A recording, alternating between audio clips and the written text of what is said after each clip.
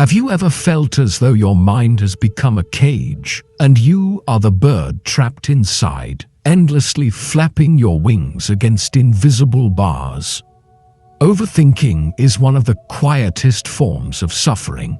It rarely leaves visible scars, yet it exhausts the mind, drains our energy, and keeps us from living fully in the present moment. In Buddhism, the restless mind is often compared to a monkey, always jumping from branch to branch, grabbing one thought, then another, never still, never satisfied. If you are constantly caught in the cycle of replaying the past, worrying about the future, or analyzing every little detail of life, then you may already know how tiring this monkey mind can be. But here's the good news. Buddhism does not ask us to fight against thoughts or forcefully silence the mind. Instead, it offers a path of gentle awareness, compassion, and letting go. In this video, we will explore the 6 clear signs that reveal when overthinking has taken control of your life. More importantly, we will also learn the Buddhist teachings and practices that can free you from this endless cycle. By the end of this journey, you will not only recognize the patterns of overthinking within yourself, but you will also hold in your heart simple, timeless methods to bring peace back into your mind. You will understand how to turn the restless monkey into a calm companion, one that serves you instead of one that controls you. 1. You replay the past too much. One of the most common signs of overthinking is the tendency to replay the past again and again. Perhaps it is a conversation where you said the wrong words, a mistake you made at work, or even a relationship you feel you should have handled differently. These memories become like old films that the mind insists on playing, each time hoping for a different ending that never comes. In Buddhism, this is understood through the teaching of anicca, or impermanence. Everything in life is in constant motion, changing, dissolving, and transforming. The past, no matter how vivid it may feel in your memory, is gone. It is like water that has already flowed down the river. No effort of ours can make it return. Yet, when we overthink, we resist this truth. We cling to what has already passed, and in doing so, we create suffering for ourselves. The Buddha gave us a practical solution to this: mindfulness. When a memory arises, the goal is not to suppress it, but to notice it with awareness. You might simply acknowledge, this is a memory. This belongs to the past. Then gently bring yourself back to the present moment, perhaps through the rhythm of your breathing. In meditation practice, many people find that past thoughts surface again and again. This is natural. The practice is not to push them away, but to recognize them as passing clouds in the sky of your mind. When you learn to witness them without attachment, their grip loosens. Over time, this gentle awareness brings peace.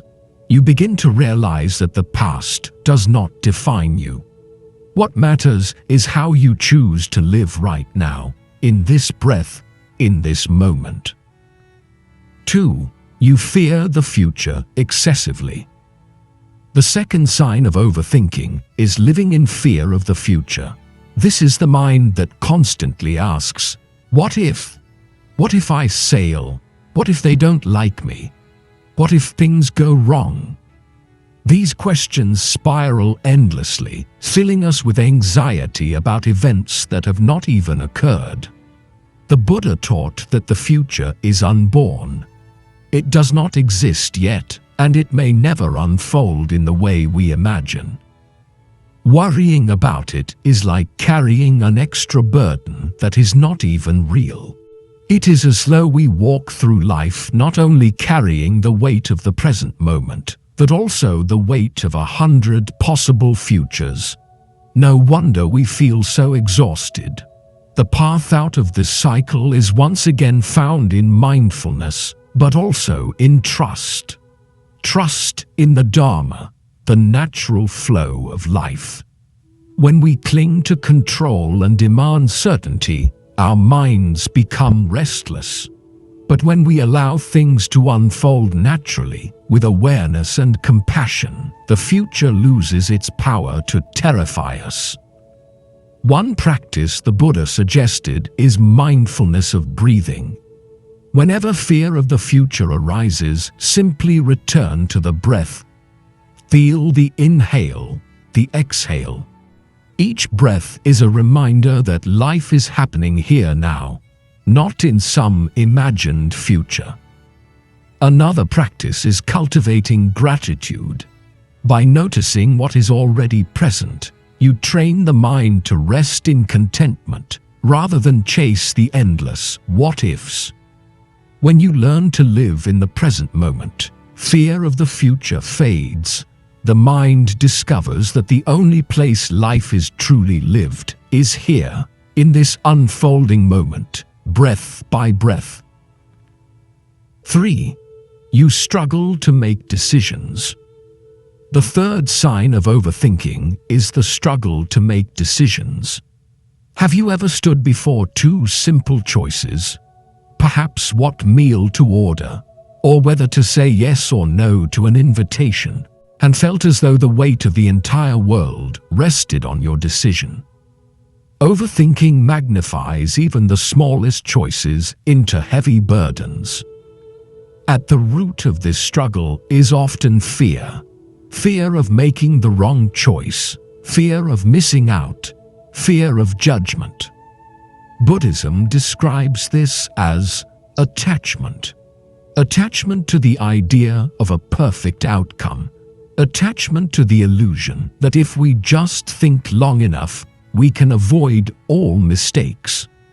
But the truth is, no choice in life is without risk, and no decision is guaranteed to bring only joy or only sorrow. Life unfolds in ways we cannot always predict. The Buddha once said, "Better than 1,000 hollow words is one word that brings peace." In decision-making, this wisdom reminds us, clarity is not found in endless thinking, but in simplicity. One of the teachings of the Noble Eightfold Path is right effort. This does not mean obsessively analyzing every detail, but making decisions with a wholesome intention. When we approach choices with clarity, honesty, and compassion, we are already aligned with the Dharma. The outcome, whatever it may be, becomes part of our path of growth. Let us consider a story. A monk once stood at a fork in the road, unsure of which path to take to reach a distant village. He hesitated, overthinking, fearing one path might be longer or more difficult, or perhaps even dangerous. His teacher, noticing his hesitation, said gently, "Whichever path you walk, walk it fully. Whichever step you take, take it with mindfulness." The monk realized the lesson was not in choosing the perfect path, but in walking with awareness. When you feel paralyzed by decision-making, pause and ask yourself, what is my true intention? Am I guided by fear or by compassion? Once you have clarity on intention, take the step. Even if mistakes happen, they are not failures, they are teachers. Every choice, even those that do not unfold as we hoped, brings wisdom and experience. In meditation practice, you may notice the same struggle. The mind asks, should I focus on the breath or the body or loving kindness? The practice is not about choosing perfectly, but about simply beginning and continuing with gentle persistence. Over time, as you learn to let go of the illusion of perfect choices, decision-making becomes lighter. You understand that life is not a puzzle to be solved, but a path to be walked. When guided by mindfulness and compassion, even imperfect decisions lead to peace. 4. You seek endless control. The fourth sign of overthinking is the craving for control. Overthinkers often feel the need to predict every outcome, manage every possibility, and shape every situation to their liking. This endless pursuit of control is exhausting because life is vast, complex, and ever-changing. Buddhism teaches us the truth of anatta, or non-self. This teaching reminds us that we are not separate masters of the universe, but part of an interconnected web of life. The rain falls, the seasons change, the body ages, people come and go. So much of life is beyond our grasp. To cling to the illusion of control is to fight against the very nature of existence. The Buddha illustrated this truth in many ways. One simple teaching is this: just as a tree grows without your command, so too does life unfold without your control. This does not mean we are powerless. It means our role is not to control every outcome, but to live with wisdom and harmony amidst the flow of change. Let us reflect on the story of a farmer. This farmer worked tirelessly, worrying constantly about the rain. He feared the clouds would bring too much water or not enough. He watched the sky with anxious eyes, overthinking what he could not change. Eventually, a wise monk told him, "Farmer, your work is to plant the seeds, to tend the soil, to care for the field. The rain will come as it comes. If you worry about the clouds, you will suffer twice, once from the sky and once from your mind." This story illustrates a powerful truth. We must distinguish between what is within our influence and what is not. Overthinking arises when we confuse the two. We try to control the uncontrollable, and in doing so, we rob ourselves of peace. Buddhist practice offers us tools to release this craving for control. One such practice is letting go during meditation. As thoughts arise, instead of grasping or fighting them, we simply acknowledge and release. This simple act trains the mind in acceptance. Another practice is contemplation on impermanence. By reflecting that all things change, our bodies, our relationships, even our thoughts, we soften our grip on control and allow life to flow more naturally. When you find yourself caught in the need to control, pause and ask, "What is truly within my care?" Often, it is only your own actions, your own speech, your own thoughts. Beyond that, much of life is like the rain and the seasons. It moves according to its own rhythm. By releasing the burden of control, you discover freedom.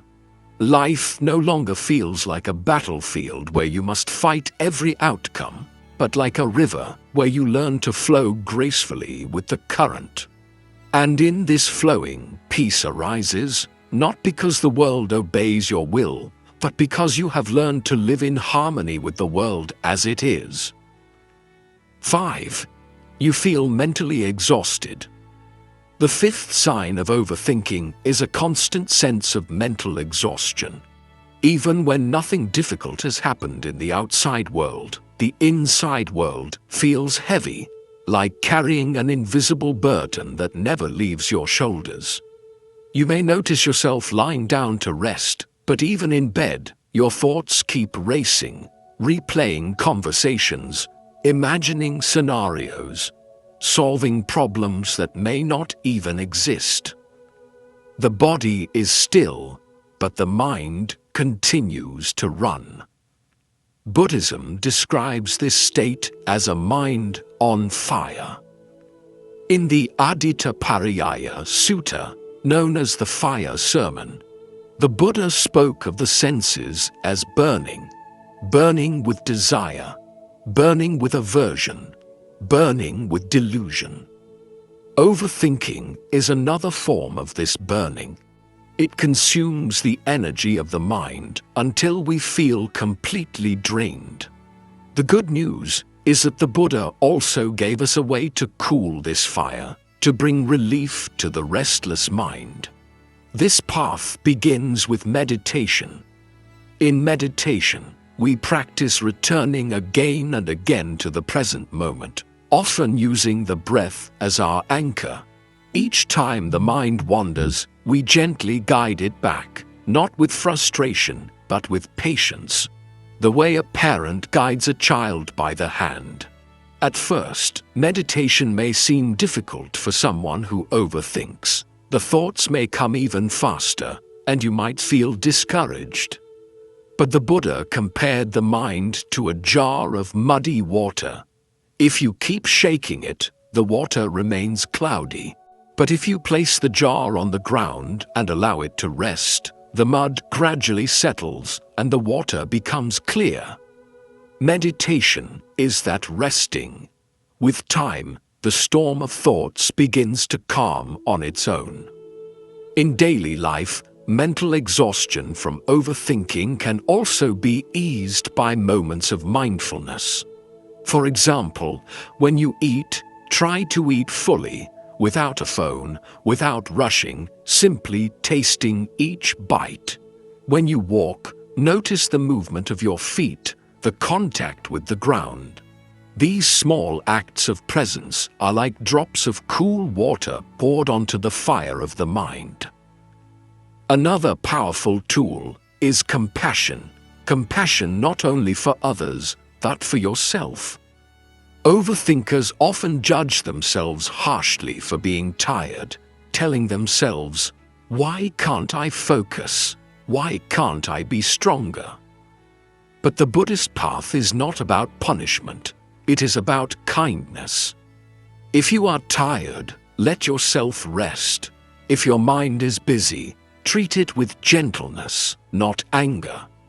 One beautiful practice is metta meditation, or loving kindness meditation. When the mind is restless, repeat softly, "May I be peaceful. May I be at ease. May I be free from this suffering." These words are not magic, but they slowly retrain the mind to move from self-criticism to self-care. Mental exhaustion is not a sign of weakness. It is a signal. It is your mind's way of saying, "I need rest. I need stillness." When you honor this signal and turn toward practices of mindfulness and compassion, the exhaustion lifts, replaced by clarity and peace. 6. You judge yourself harshly. The sixth and final sign of overthinking is being your own harshest critic.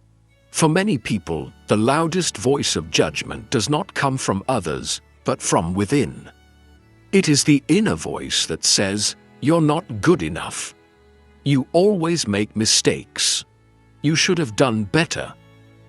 In Buddhism, this habit of self-judgment is understood as a form of craving and aversion combined. We crave perfection, and when we fall short of it, as we inevitably do, we feel aversion toward ourselves. This cycle keeps the mind trapped in suffering. The Buddha offered an antidote: metta, or loving kindness. Loving kindness begins with the recognition that just as all beings deserve happiness and peace, so do you. In the Metta Sutta, the Buddha encouraged us to radiate kindness to all beings, as a mother protects her only child. This protection, this care, must also include ourselves.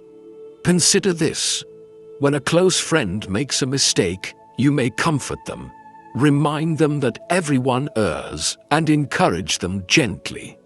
But when you make the same mistake, You may scold yourself, replaying the error in your mind over and over. Why do we treat ourselves with less kindness than we would treat a friend? Overthinking thrives on this inner criticism. The more you judge yourself, the more you replay events, trying to fix them in your mind. The more you replay them, the harsher your judgment becomes. It is a cycle without end, unless we bring compassion into it. One way to break this cycle is through the daily practice of loving kindness meditation. Begin with yourself. Close your eyes, take a gentle breath, and repeat silently, "May I be happy. May I be healthy. May I be safe. May I live with ease." At first, this may feel uncomfortable, especially if you are used to being critical of yourself. But with practice, the words begin to soften the heart. Another practice is reflection on the nature of humanity. The Buddha taught that suffering is universal. Everyone makes mistakes. Everyone feels regret. Everyone falls short of their own ideals.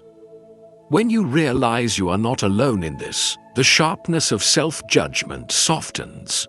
You begin to see yourself not as a failure, but as a human being walking the same path as countless others. There is also wisdom in remembering karma. In Buddhism, karma is not punishment, but cause and effect. Every thought, word, and action plants a seed. Self-judgment plants seeds of suffering. Loving kindness plants seeds of peace. When you choose to treat yourself with compassion, you are shaping a more peaceful future. A story is told of a monk who, during meditation, was constantly disturbed by critical thoughts. He went to his teacher and said, "I cannot meditate. My mind attacks me with harsh words." The teacher smiled gently and said, "When a child cries, do you shout at it? Or do you hold it until it calms? Your mind is like that child. Hold it with kindness." Judging yourself harshly will never lead to peace. Overthinking will never be solved by more thinking. The path of Buddhism invites us to step outside of this cycle, to replace judgment with compassion, to see ourselves as worthy of the same kindness we wish to give to the world. When you begin to treat yourself with love, overthinking loses one of its strongest fuels. The mind no longer needs to replay every mistake, because it knows mistakes are not the end. They are simply stepping stones on the path. As you see, overthinking can make life feel narrow, as if you were walking through a corridor with walls closing in. The Buddha's path widens that corridor into open space. You have seen the signs, replaying the past, fearing the future, difficulty choosing, craving control, mental fatigue, and harsh self-judgment. And you have received the antidotes: mindful breathing, presence in simple acts, wise intention, acceptance of impermanence, care for the sense doors, loving kindness, and equanimity. Carry these with you in ordinary moments. One breath before speaking. One pause before reacting. One kind phrase whispered to the heart. Peace does not arrive all at once. It arrives in small, consistent steps. With each step, the mind grows quieter, the body softens, and the heart remembers its natural ease. If this reflection has brought you peace, I invite you to subscribe. Together, we can walk the path of wisdom, compassion, and calm awareness. May your practice be steady. May your path be gentle. May you dwell in the freedom of this very moment.